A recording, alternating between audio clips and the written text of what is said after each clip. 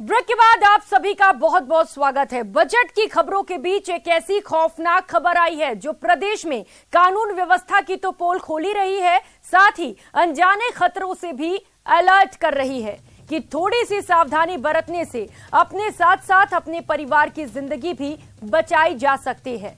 जरा धौलपुर में बेखौफ बदमाशों का दुस्साहस देख लीजिए। इन दो तस्वीरों को देखकर बहुत कुछ सीख लीजिए, जैसे इस महिला ने सीखा और घर पर आए खतरे को भांपते हुए पूरे बच्चों समेत परिवार की जान बचा ली। घटना 30 जनवरी की बताई जा रही है, जब जिले के कासौटी खेड़ा रोड स्थित बाई का बाग में पुरानी रंजिश को लेकर दो नकाबपोश बदमाशों ने सरकारी टीचर के घर पर हमला बोल दिया। घर के बाहर से ताबड़तोड़ फायर झोंके। इस हमले के दौरान घर में महिलाएं और बच्चे भी थे। जब टीचर की बेटी ने गोली की आवाज सुनी तो तुरंत दरवाजा बंद कर लिया और अपने साथ साथ पूरे परिवार की जान बचाई। फायरिंग में टीचर के परिवार के किसी सदस्य को कोई नुकसान नहीं पहुंचा है, लेकिन बच्चे और औरतें बदमाशों के तांडव से कांप गए। बताया जा रहा है कि पीड़ित टीचर मुन्ना लाल के परिवार की गुडरपुरा गांव में करीब 1 बीघा जमीन चारागाह जमीन पर है, जिसके पास से हाईवे निकल रहा है। इस जमीन पर बदमाशों की नजर है। आरोपी चाहते हैं कि ये जमीन उनके कब्जे में आ जाए। पीड़ित परिवार ने नकाबपोश बदमाशों के खिलाफ मुकदमा दर्ज कराया है।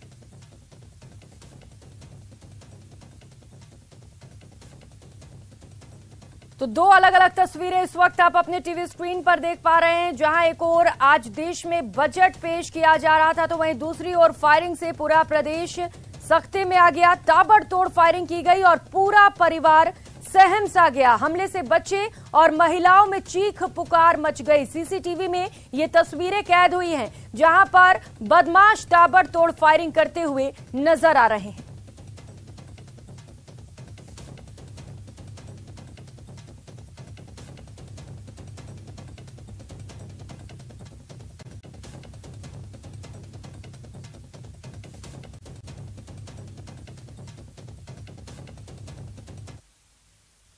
दो लोग उतरे और घर पे आके सीधी उन्होंने फायरिंग की है, जिसमें गेट टूटा है और बच्ची बाल बाल बच गई और गेट बंद करते हुए अंदर चली गई। और ऐसे ही वारदात इन्होंने कई बार पहले भी कर चुके हैं, जिनकी रिपोर्ट कोतवाली में भी है, सदर थाने में भी है। और ये हमें बार बार परेशान कर रहे हैं। हम लोग कर्मचारी आदमी हैं, मेरी बच्चियाँ घर से बाहर नहीं निकल पा रही हैं। तो तस्वीरें आप देख पा रहे हैं किस तरीके से बदमाशों ने दहशत फैलाई, घर के बाहर पहुंचे, ताबड़तोड़ फायरिंग की और ऐसे में उस दौरान सिर्फ घर में महिलाएं और बच्चे ही थे जो सहम से गए।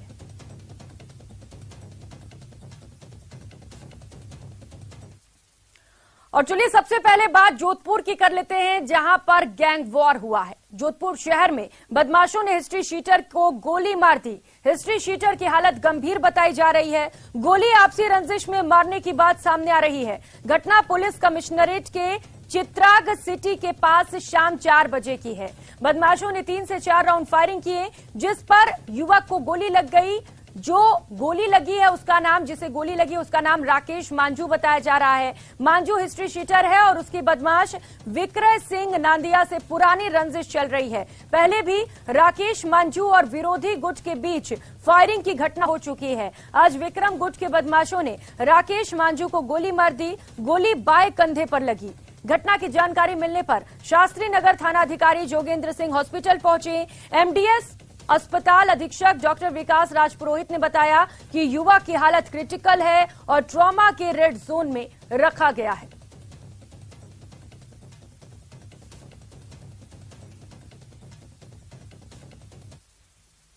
और चलिए रुक कर लेते हैं इस बीच आ रही बड़ी खबर का। बीकानेर से ये बड़ी खबर है, खाजूवाला से ये बड़ी खबर सामने आ रही है, जहां पर 3 मंजिला बिल्डिंग में दरारें आई हैं। बिल्डिंग के पास में ही एक गड्ढा खोदा गया है।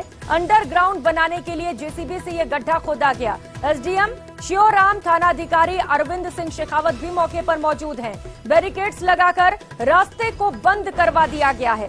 खाजूवाला के राजकीय अस्पताल के पास ये हादसा हुआ है, जिसकी तस्वीरें इस वक्त आप अपने टीवी स्क्रीन पर देख पा रहे हैं। बीकानेर की खाजूवाला से इस वक्त ये बड़ी खबर आपको बता रहे हैं, जहां पर 3 मंजिला इमारत में दरारें देखने को मिली हैं। बताया जा रहा है कि यहाँ पर ग्राउंड लेवल बनाने के लिए कुछ काम चल रहा था, खुदाई की जा रही थी और इसी दौरान जो पास में मकान था उसमें दरारें आ गई। किसी प्रकार का कोई हादसा न हो, इसके लिए वहां पर अधिकारी पहुंच चुके हैं। और अब बात करेंगे पेपर लीक की। पेपर लीक मामले के सीबीआई जांच की मांग को लेकर राज्यसभा सांसद डॉक्टर किरोड़ी लाल मीणा ने कांग्रेस सरकार के खिलाफ मोर्चा खोल रखा है। जयपुर में किरोड़ी लाल मीणा 9 दिन से धरने पर बैठे हुए हैं। आज उन्होंने पुलिस पर आरोप लगाया कि उनका धरना खत्म करवाने के लिए कल रात उन्हें गिरफ्तार करने का प्रयास किया गया। मौके पर मौजूद युवाओं के भारी विरोध के बाद पुलिस को पीछे हटना पड़ा। उन्होंने कहा कि पेपर लीक मामले में सीबीआई की जांच से पीछे नहीं हटेंगे। उन्हें लगातार मिल रहे समर्थन से सरकार चिंतित है, इसीलिए ऐसा किया गया। किरोड़ी लाल मीणा ने बताया कि आज मुस्लिम समाज की ओर से उन्हें समर्थन मिला है। कई हिंदू संगठन उन्हें अपना समर्थन दे रहे हैं, लगातार वहां पर पहुंचे हुए हैं। आज मौके पर उनके समर्थन में आए लोगों ने हाई जाम करने की भी चेतावनी दी है।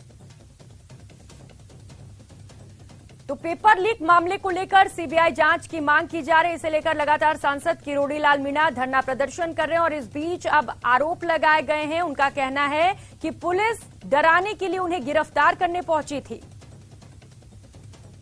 फायर ब्रांड नेता डॉक्टर किरोड़ी मीणा का धरना लगातार जारी है। सीबीआई जांच पेपर लीक के मसले को लेकर के लगातार वो डिमांड कर रहे हैं और सरकार से ईंट से ईंट बजा करके वो यहाँ लगातार धरने पर बैठे हैं।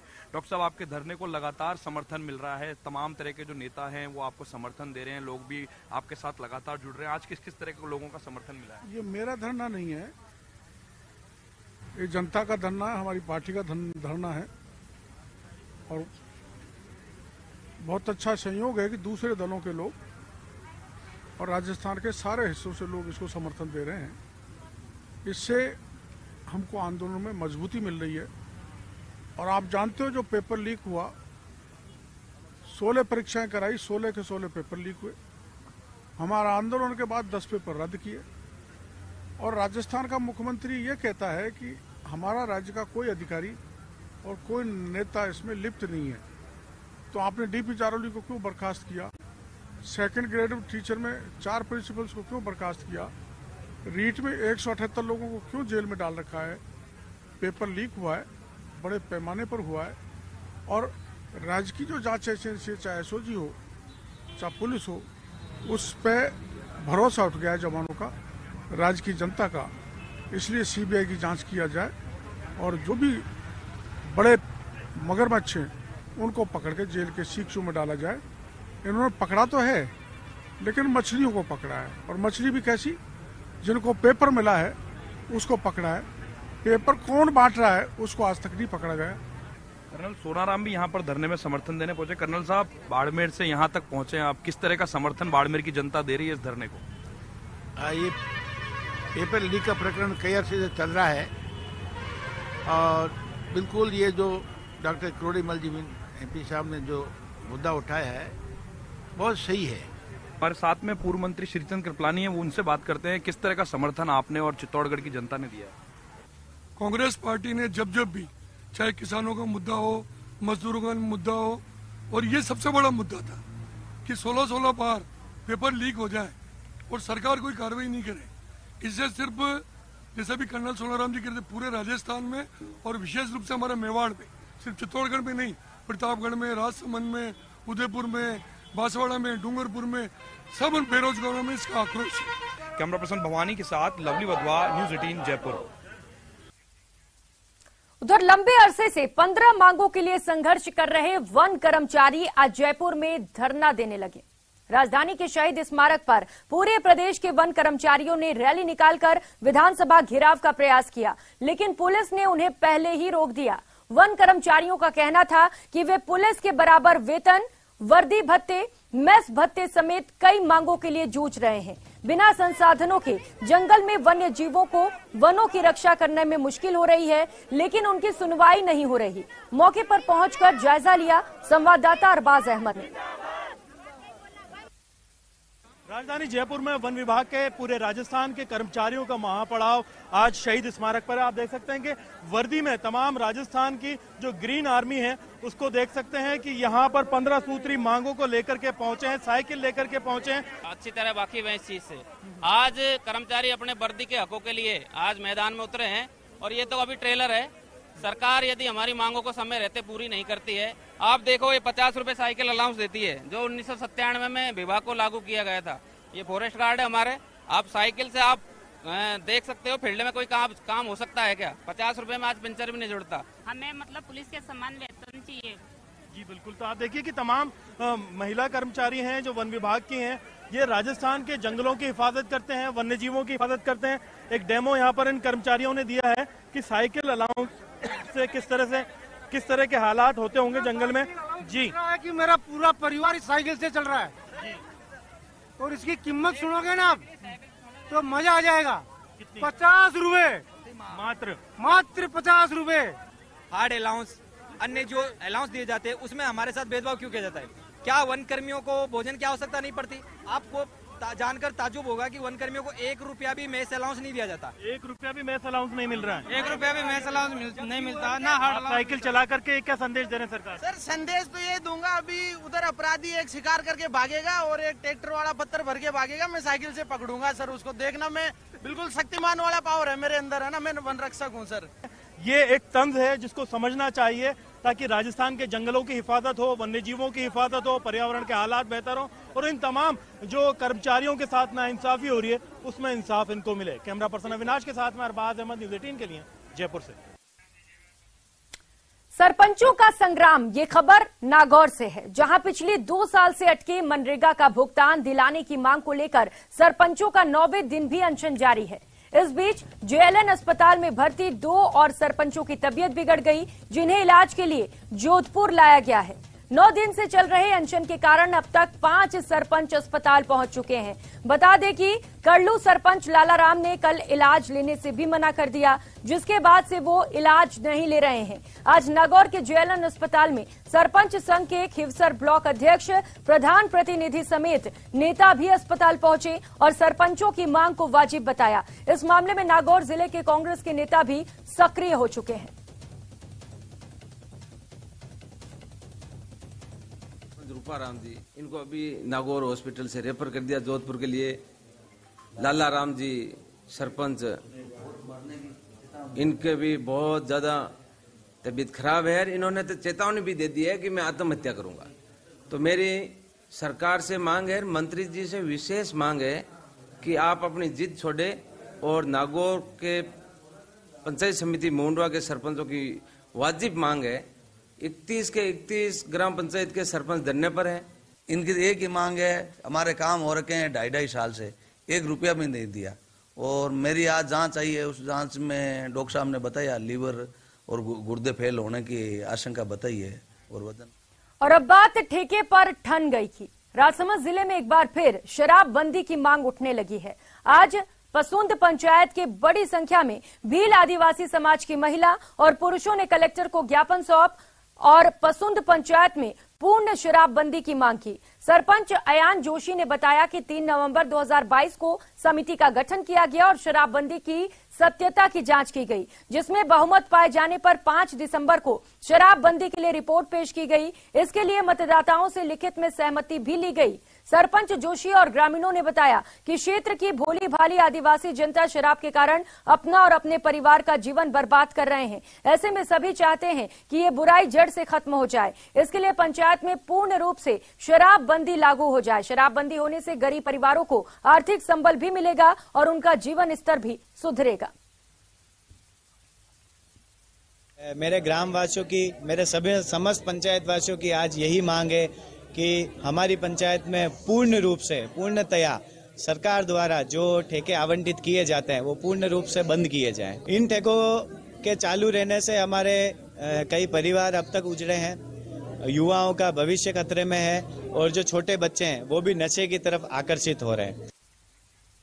और अब बात अतिक्रमण के खिलाफ कार्रवाई की। उदयपुर के धान मंडी थाना क्षेत्र में धोली बावड़ी में आज नगर निगम ने बड़ी कार्रवाई को अंजाम दिया। निगम दस्ते ने 3 मंजिला मकान की छत को पंचर किया। इस दौरान मौके पर भारी पुलिस बल, होमगार्ड के जवान और निगम के अधिकारी भी मौजूद रहे। निगम की ओर से आज लगातार दूसरे दिन अवैध अतिक्रमण के खिलाफ कार्रवाई की गई। आज कार्रवाई के दौरान मकान मालिक और उनके परिजनों ने हंगामा भी किया। निगम के अधिकारियों ने बताया कि 3 मंजिला मकान बिना परमिशन के बनाई गई थी। ऐसे में पहले भी कई बार नोटिस दिया गया, लेकिन उसका कोई जवाब नहीं मिला। ऐसे में इस कार्रवाई को आज अंजाम दिया गया।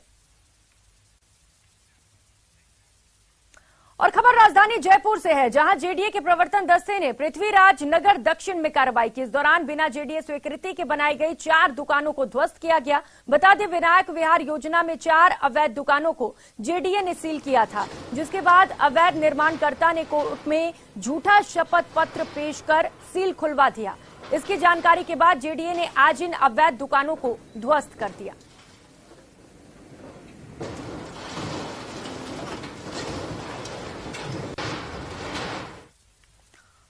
और खबर अलवर से है, जहां पर सोशल मीडिया पर मारपीट का वीडियो लगातार चर्चा का विषय बना हुआ है। कोतवाली से महज 50 मीटर की दूरी पर स्थित अंडे वाली गली में शराबी तत्व के युवकों ने उत्पात मचाया। इस दौरान 3 युवकों ने मिलकर एक युवक की जमकर लात और घूंसों से पिटाई की। लड़ाई झगड़े की सारी घटना सीसीटीवी कैमरे में कैद हो गई। युवकों ने एक दुकानदार से भी झगड़ने का प्रयास किया, लेकिन दुकानदारों के इकट्ठा होने पर शराबी युवक वहां से रफू चक्कर हो गए। इस दौरान दुकानदारों ने भाग रहे एक युवक को पकड़कर पुलिस के हवाले कर दिया। पुलिस पूरे मामले पर छानबीन कर रही है।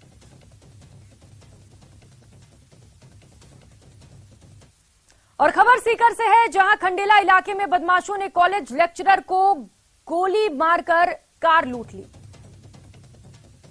तो गोली कॉलेज व्याख्याता के हाथ में लगी है, ऐसी खबर सामने आ रही है और लगातार हालत बिगड़ती जा रही है। बदमाशों ने लिफ्ट लेने के बहाने लेक्चरर के गाड़ी को रोका और दोनों बदमाश कार में बैठ गए। कुछ ही देर बाद बदमाशों ने गाड़ी लूटकर मौके से फरार हो गए। व्याख्याता पाणिनि ड्यूटी के बाद अपने घर लौट रहे थे।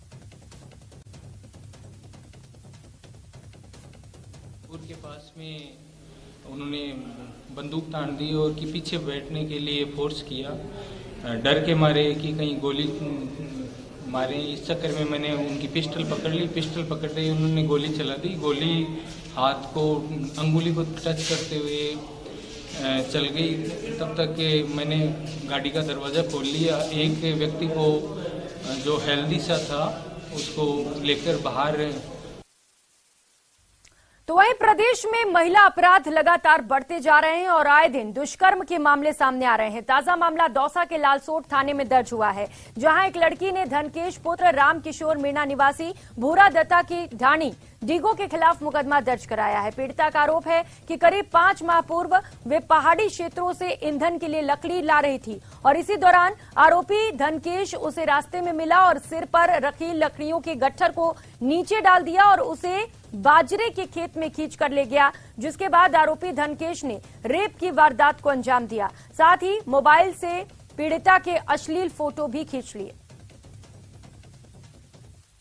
महिला ने उपस्थित होकर के रिपोर्ट दर्ज करवाई कि बाजरे के टाइम पे मैं डूंगर में लकड़ियां लेने गई थी। वापसी के दौरान एक धनकेश नाम का व्यक्ति है, उसने मेरे साथ में सिर से लकड़ियां गिरा दी और जबरदस्ती मेरे साथ में गलत कार्य किया।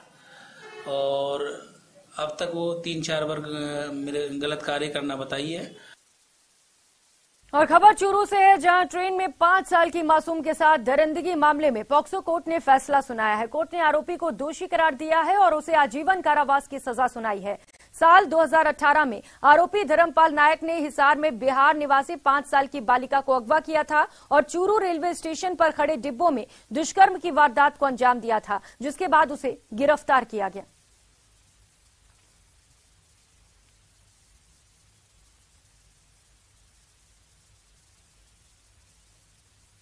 बच्चे को डर के मारे उठा के ले जाता है।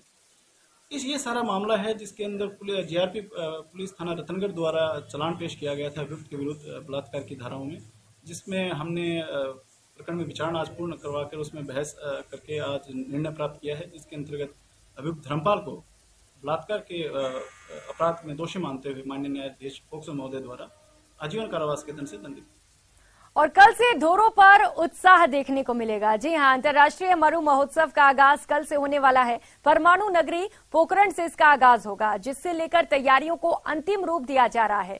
पोखरण में मरु महोत्सव के आयोजन को लेकर खुद कैबिनेट मंत्री शाले मोहम्मद ने कमान संभाल रखी है। महोत्सव को सफल बनाने के लिए जिला कलेक्टर टीना डाबी, एसपी सहित प्रशासनिक अधिकारी लगातार मॉनिटरिंग कर रहे हैं। महोत्सव का आगाज पोखरण के सालम सागर तालाब से शोभा यात्रा के साथ किया जाएगा। जाएगा। शोभा यात्रा कस्बे के मुख्य मार्गों से राववामी मैदान पहुंचेगी। शोभा यात्रा के दौरान रास्ते में कई लोक कलाकारों की ओर से प्रस्तुतियां भी दी जाएंगी, साथ ही पारंपरिक गैर नृत्य भी किए जाएंगे। बता दें, मरु महोत्सव के दौरान मिस्टर पोखरण, मिस पोखरण, रस्साकसी, मटका दौड़ आदि प्रतियोगिताओं का भी आयोजन किया जाएगा।